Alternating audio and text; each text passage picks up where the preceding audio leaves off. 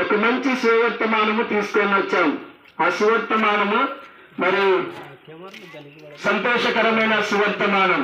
దావీదు పట్టణమందు నేడు రక్షకుడు మీ కొరకు పుట్టి ఉన్నాడు, ఈయన ప్రభువైన క్రీస్తు అని చెప్పి పరిశుద్ధమైన బైబిల్ గ్రంథం సెలవిస్తుంది. అయ్యమ్మ, దేవుడు లోకమును ఎంతో ప్రేమించను, కాగా తన అద్వితీయ కుమార్తెగా పుట్టిన వాని యందు విశ్వాసముంచి వారు నశింపక నిత్యజీవం పొందినట్లు ఆయనను అనుగ్రహించను. ప్రేమైన వారులారా, మరి లోకంలో ఎన్నో ప్రేమలున్నాయి. తల్లిదండ్రుల ప్రేమలున్నాయి, అన్నదమ్ముల ప్రేమలున్నాయి, అక్కచెల్లెళ్ళ ప్రేమలున్నాయి, బంధుమిత్రుల ప్రేమలున్నాయి, మరి స్నేహితుల ప్రేమలున్నాయి, భార్య భర్తల ప్రేమలున్నాయి, ఎన్నో ప్రేమలున్నాయి. అయితే ప్రేమ అనేది మరి దేవుడు నిన్ను నన్ను ప్రేమిస్తున్నాడు. ప్రేమ అంటే అర్థం ఏంటి అంటే త్యాగము చేయడం.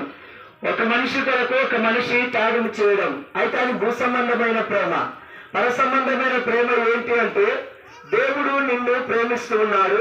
ఆ ప్రేమామయుడు నిన్ను ప్రేమించి నీ పాపముల కొరకు ఆయన రక్తం కార్చి ప్రాణం పెట్టి సమాధి చేయబడి ఆయన తిరిగి లేచినాడు. ప్రేమైన వారులారా, అయ్యా అమ్మ, ఆయన ప్రేమిస్తున్నాడు కాబట్టి నీవు పాపి అని గ్రహించాలి. పరిశుద్ధమైన బైబిల్ గ్రంథం సెలవిస్తుంది. మరి భక్తుడైన ఒక వ్యక్తి మాట్లాడుతున్న మాట, రాజు ఆయన, ఆ రాజు మాట్లాడుతున్న మాట ఏంటి అంటే నేను పాపంలో పుట్టి పాపంలో పెరిగిన వాడను అని చెప్పి భక్తుడు మాట్లాడుతూ ఉన్నాడు. అయితే మానవుడు పాపి అయి ఉన్నాడు అని చెప్పి పరిశుద్ధమైన బైబిల్ గ్రంథం సెలవిస్తుంది.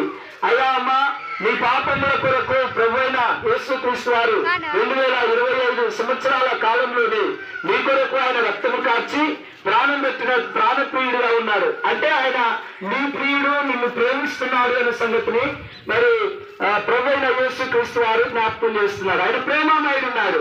ఆయన ప్రేమ ఎంతో శ్రేష్టమైనది. జుంటితైన దారుల కంటే మధురమైన ప్రేమ. ఆయన ప్రేమలో కొరత లేదు, కానీ మానవుని యొక్క ప్రేమలో కొరత ఉంటుంది అని చెప్పి పరిశుద్ధమైన బైబిల్ గ్రంథం సెలవిస్తుంది. అయ్యా అమ్మ, నీ పాపములు క్షమించబడాలి అంటే ప్రభువైన యేసుక్రీస్తు నీ కొరకు ఆయన రక్తాన్ని కార్చాడు, నీ కొరకు ప్రాణం పెట్టాడు. అందుకే మరి మన పాపములను ఒప్పుకునే విధంగా ఆయన నమ్మదైన వాడు, నీతిమంతుడు కనుక మన పాపములను క్షమించి సమస్త దుర్నీతి నుండి మనలను పవిత్రులుగా చేయును. యేసు రక్తము ప్రతి పాపమును కలుగును అని చెప్పి పరిశుద్ధమైన బైబిల్ గ్రంథం సెలవిస్తుంది. అయ్యా అమ్మ, నువ్వెన్నో మరి చేసిండవచ్చును, కానీ యేసు రక్తం చేత మాత్రమే నీ పాపములు క్షమింపబడుతున్నాయి అనే సంగతిని బైబిల్ గ్రంథంలో రాయబడి ఉంది. అయితే యేసు రక్తము ప్రతి పాపమును కలుగుతుంది. నువ్వు ఆయనకు ఆస్తి, అంతస్తు, ఐశ్వర్యము, డబ్బు, హోదా ఇవ్వవలసింది ఏం లేదు, కానీ నీవు యేసు ప్రభుని నీ హృదయంలో చేర్చుకొని ప్రభా నేను పాపిని, నన్ను క్షమించు అంటే చాలు, యేసు ప్రభు వారు నీ హృదయంలోనికి వస్తారు. అందుకే యేసు ప్రభు మాట్లాడుతున్న మాటలు మరి ఏంటి అంటే యేసు ప్రభు వారు నేనే మార్గములు, సత్యములు, జీవమునే ఉన్నాను, నా ద్వారానే తప్ప ఎవడును తండ్రి యొద్దకు రాడు అని చెప్పి పరిశుద్ధమైన బైబిల్ గ్రంథం సెలవిస్తుంది. అయ్యా అమ్మ, అందుకే పరిశుద్ధమైన బైబిల్ గ్రంథం మాట్లాడుతున్న మాటల్లో క్రీస్తు యేసునందున్న వారికి ఏ శిక్ష విధి లేదు అని చెప్పి దేవుని వాక్యం రాయబడింది. అంటే యేసు క్రీస్తు నమ్ముకుంటే ద్వారా నీకు శిక్ష లేదు అనే సంగతిని జ్ఞాపకం చేస్తున్నాను. క్రీస్తు యేసునందున్న వారికి ఏ శిక్ష విధి లేదు. అందుకే నమ్మి బాప్తీసం పొందవచ్చే నువ్వు రక్షింపబడదు అని చెప్పి బైబిల్ గ్రంథంలో రాయబడింది. అయ్యా అమ్మ, నీవు రక్షింపబడితే నీవును నీ ఇంటి వారు రక్షింపబడి పాప క్షమాపణ పొందుతారు అని చెప్పి దేవుని వాక్యం రాయబడింది.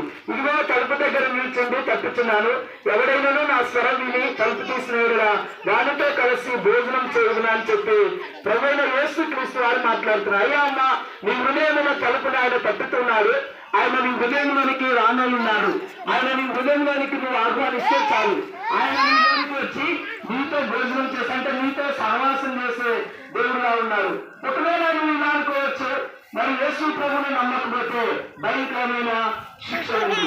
క్రీస్తు యేసు నమ్మిన వారికి ఏ శిక్ష ఉంది లేదని, కానీ యేసు ప్రభుని నమ్మకపోతే భయంకరమైన శిక్ష ఉంది. ఆ శిక్ష ఏంటంటే భయంకరమైన యమగుండం, అగ్నిగుండం, మరి నరకం, భయంకరమైన శిక్ష ఉంది. అగ్ని ఆరోగ్యం ప్రేమించారు. అయ్యా అమ్మ, ప్రభువైన యేసుక్రీస్తు నమ్ము నిత్య జీవాన్ని స్వతంత్రం. యేసు ప్రభు సత్యమైన దేవుడు, నిత్యమైన దేవుడు. ఆయన ఒక మాట అంటున్నాడు, నేనే మార్గమును, సత్యమును, జీవమును.